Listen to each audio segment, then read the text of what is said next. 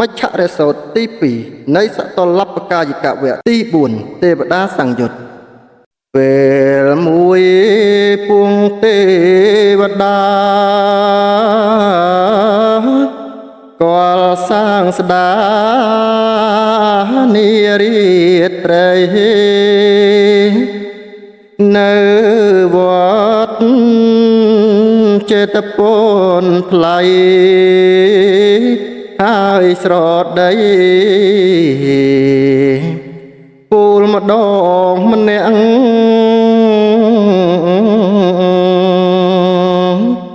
ទេពមួយលើកឡើងថាព្រោះចិន្តាមកឆាំងរយ៉ាងនឹងធေါ်ប្រមាទយ៉ាងទើបមានអ្នកមិនអើយទៀនបកុលកាលដឹង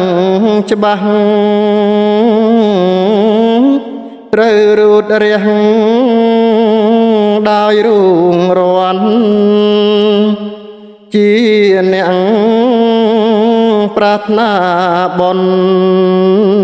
គួលងទុនដោយឲ្យទៀនរីឯទេបបន្ទាប់ក៏ពោលភ្ជាប់ដោយក្លាហានថាអ្នកស្វិតសន្តានព្រោះភ័យប្រានខ្លាចក្រខ្សត់ភ័យខ្លាចក្រស្រេកឃ្លានទើបមិនហ៊ានផ្ដាច់ពីមាត់តែកម្មនឹងប្រាកដផ្ដល់ឲ្យអត់ដូចការខ្លាចហេតុនេះសាធុជនគួររួនកុំអល់ឯកកំចាត់ធัวក្លៀនស្រេកគឺបំបែកចិត្តកំណាញ់ហើយខំប្រឹងធ្វើទៀនលះធនធានមិនចងចាញ់យកបនជាសំឡាញ់លះកំណាញ់សុខតជាតិឯទេពបន្ទាប់នោះពោលរឿងនោះបន្តទៀតជនខ្លាំងចេះឆ្លាំងឆ្លៀតខំខ្មៃខ្មៀតធ្វើបន់ទៀនទួងជាមានទ្រព្យតិចតែមិនភ្លេចបុណ្យកល្យាណ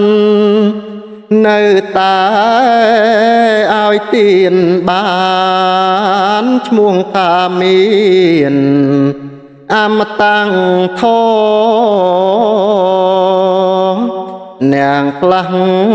សម្បូរទ្រព្យមានគ្រប់សពមិនបវរកំណាញ់ប្រះចាខទៀនបវរធ្វើមិនកើតទេពមួយពោលបន្ត រឿងកំរសែនល្អឆាតគឺសັບប្រោះធ្វើកើតមិនញើញើតឬរុញរាគឺរឿងឲ្យនឹងធ្វើនៅអំពើល្អនានាសប្បុរសមានមេត្តាចិនករណាប្រងប្រណីដែលផ្ទុយគ្នាស្រឡះនឹងអសប្បុរសដូចមេឃដីទើបបានកំណើតថ្មីកើតទីតីនៅរួងសួគ៌អសប្បុរសមិនធ្វើទៀនមិនក្លាហានធ្វើរឿងគួរនរបាកបិទឋានសួគ៌តាមសំគួរកម្មនៃខ្លួនឯទេពមួយអង្គទៀតក្រាបអភិវាទសួរសំនួនវោហាទេព្រៀងខ្លួនឲ្យភគវន្តកាត់ចេញក្តី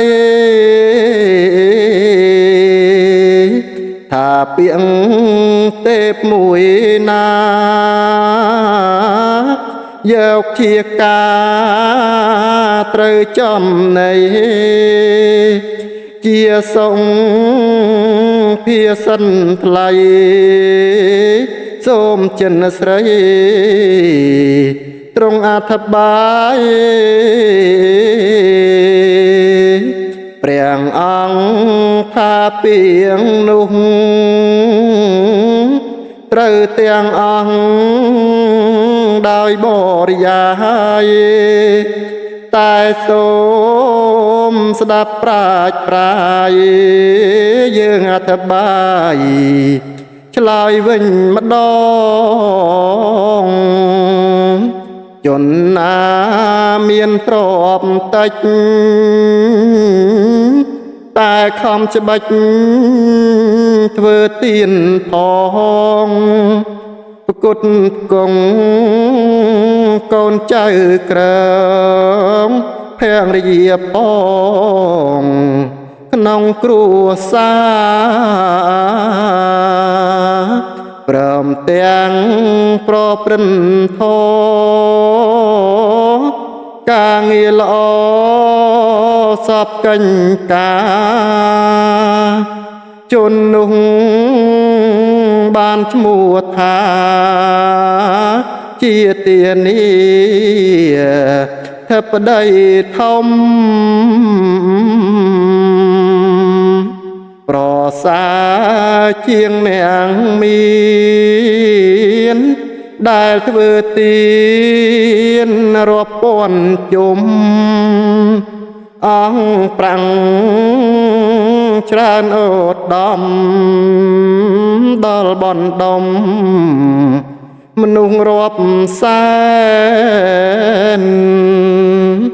ទេវតាមួយអង្គឆ្ងល់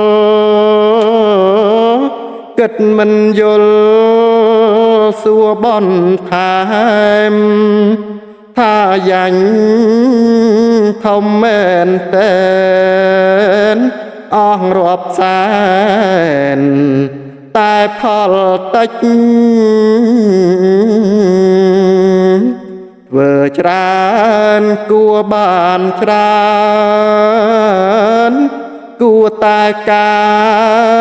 របែបបានតិចទៅជាបុណ្យសម្រេចនាងទ្រព្យតិច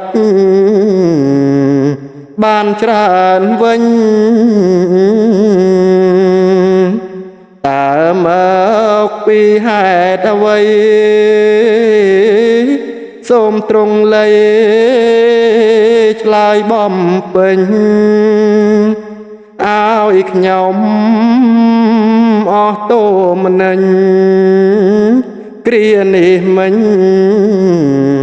ផងទៅចុះព្រះអង្គឆ្លើយច្បាស់ថាជនខ្លះទាំងស្រីប្រុស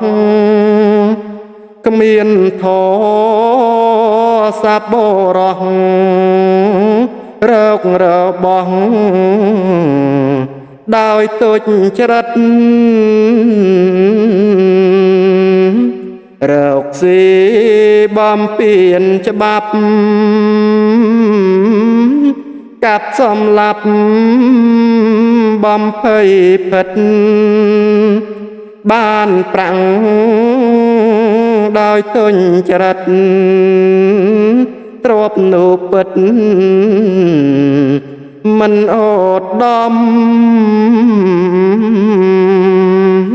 ពេលយកទៅធ្វើ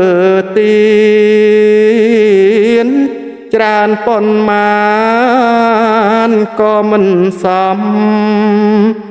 បានផលតិចសោខំមិនអូតដំចាញ់អ្នកក្រ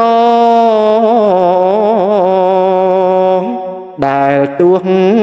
មានទ្រពតិចតែខំច្បាច់ទាំងត្រដោឲ្យទានដោយស្មងសរកដោយធម៌បានផលច្រើន